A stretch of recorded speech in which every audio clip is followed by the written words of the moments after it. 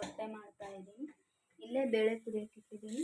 ಇದಕ್ಕೆ ನಾನು ಈ ರೊಟ್ಟಿ ಒಳಗೆ ತವಿ ಕೊಬ್ಬರಿ ಚಟ್ನಿ ನೆನೆ ಮಾಡಿದ್ದೆ. ಆ ಚಟ್ನಿ ಆದರೆ ಕಾಂಬಿನೇಷನ್ ಅನಿಸುತ್ತೆ ಅಂತ ಈ ಕಡೆ ತವಿ ಕುದಿಯೋಕೆ ಇಟ್ಕೊಂಡಿದ್ದೀನಿ. ನೆಕ್ಸ್ಟ್ ಈ ಕಡೆ ಅನ್ನನ ಮಾಡಿದ್ದೀನಿ, ನಾನು ಸಾಂಬಾರನ್ನ ಮಾಡಿದ್ದೀನಿ.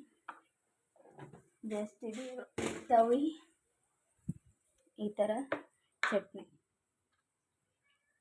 ತವಿ ಒಳಗೆ ಈ ಥರ ರೊಟ್ಟಿ ಬಿಸಿ ತವಿ ಒಳಗೆ ಈ ಥರ ಚಟ್ನಿ ಎಣ್ಣೀರಲ್ಲಿ ತುಪ್ಪರಲ್ಲಿ ಹಾಕ್ಕೊಂಡು ತಿಂದರೆ ಸೂಪರ್, ಪಲ್ಯಕ್ಕಿಂತ ಸೂಪರ್ ಟೇಸ್ಟ್ ಅನಿಸುತ್ತೆ. ಹಾಗಾಗಿ ನಾನು ಇವತ್ತು ಪಲ್ಯ ಮಾಡೋ ಬದಲು ತವೆ ಮಾಡ್ತಾಯಿದ್ದೀನಿ. ಇವಾಗ ನಾನು ರೊಟ್ಟಿನ ಈ ಥರ ಮಾಡಿದ್ದೀನಿ ಆಲ್ರೆಡಿ. ಇನ್ನೂ ಮಾಡಬೇಕು. ಈಗ 2 ಗಂಟೆ ಆಗಿಬಿಟ್ಟಿದೆ. ನಾನು ಒಂದು ಸ್ವಲ್ಪ ಜ್ಯುವೆಲರಿ ಬಗ್ಗೆ ಹೇಳಿದ್ನಲ್ವ ಟೈಮ್ ಆಗಿಬಿಡುತ್ತೆ. ಅದಕ್ಕೆ ನಾನು ಒಂದೊಂದ್ಸರಿ ಏನು ಮಾಡ್ತೀನಿ ಅಂದರೆ ಫುಲ್ ಎಲ್ಲ ಕೆಲಸ ಮುಗಿಸಿ ಹೇಳ್ಬೇಕಾದ್ರೆ ನಂಗೆ ಟೈಮ್ ಸಾಲೋದೇ ಇಲ್ಲ. ಇವಾಗ ಅವ್ರು ಊಟಕ್ಕೆ ಬಂದ್ರೆ ಊಟಕ್ಕೆ ಪಡಿಸ್ಲಿಕ್ಕೆ ಬರುತ್ತೆ ಅಂತ ಎಲ್ಲ ಮಾಡಿ ಬಕ್ರಿ ಮಾಡ್ತಿದ್ದೀನಿ. ಪಟ್ 5 ನಿಮಿಷದಲ್ಲಿ ಮಾಡೋಕತ್ರ ಹಿಂಗೆ ಬಾಡುತ್ತೆ.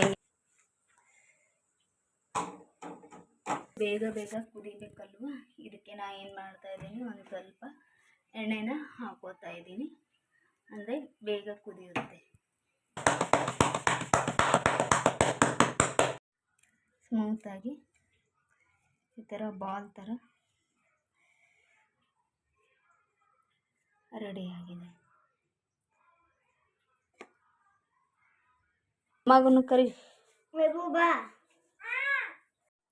ಇವಾಗ ಊಟಕ್ಕೆ ಬಡಿಸ್ತಾ ಇದ್ದೀನಿ. ನಾವು ಊಟಕ್ಕೆ ಬಡಿಸ್ಕೋಬೇಕಾದ್ರೆ ಈ ಥರ ಫಸ್ಟ್ ಉಪ್ಪು, ಆಮೇಲೆ ಉಪ್ಪಿನಕಾಯಿ,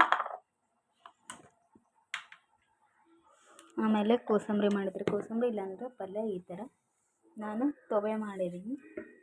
ಈಗ ತವೆನ ಈ ಥರ ಬಟ್ಲಕ್ಕೆ ಸರ್ವ್ ಮಾಡಿ ಅರಿಶಿನ, ಉಪ್ಪು, ಎಣ್ಣೆ, ಕೊತ್ತಂಬರಿನ ಹಾಕಿ ಇದನ್ನ ಹಾಕ್ತಾಯಿದ್ದೀನಿ.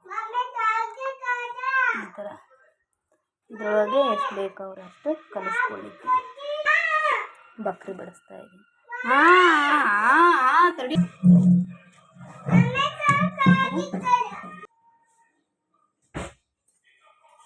ಒಂದು ಕುಂತು ಊಟ ಮಾಡೋ ಪದ್ಧತಿ. ನಾವು ಕುರ್ಚಿ ಮೇಲೆ ಟೇಬಲ್ ಸಿಸ್ಟಮ್ ಇಲ್ಲ. ನಾಷ್ಟ ಮಾಡಿದ್ರು ಎಲ್ಲರೂ ಕೂಡ ಕೆಳಗೆ ಕುಂತ್ಕೊಂಡೆ ನಾಷ್ಟ ಮಾಡ್ತೀವಿ. ಊಟ ಮಾಡಿದ್ರು ತೆಳಗೆ ಕುಂತ್ಕೊಂಡೆ ಈ ಥರ ಚಿತ್ರವತಿ ಹಾಕಿ ಊಟ ಮಾಡ್ತೀವಿ. ಬೇಕು ಅವರಿಗೆ ನೀರಿಟ್ಟು ಆಮೇಲೆ ಊಟ ಬರಬೇಕು. ಅವ್ರಿಗೆ ಊಟಕ್ಕೆ ಬಡಿಸಿ ಅವ್ರದ್ದು ಊಟ ಆದ ನಂತರ ನೆಕ್ಸ್ಟ್ ಅವ್ರ ತಾಟ್ನಲ್ಲಿ ನಾನು ಊಟ ಮಾಡ್ತೀನಿ. ನಮ್ಮ ಮೊದಲಿಂದ ಒಂದು ಸ್ವಲ್ಪ ಇದೇ ರೂಢಿ ಇದೆ.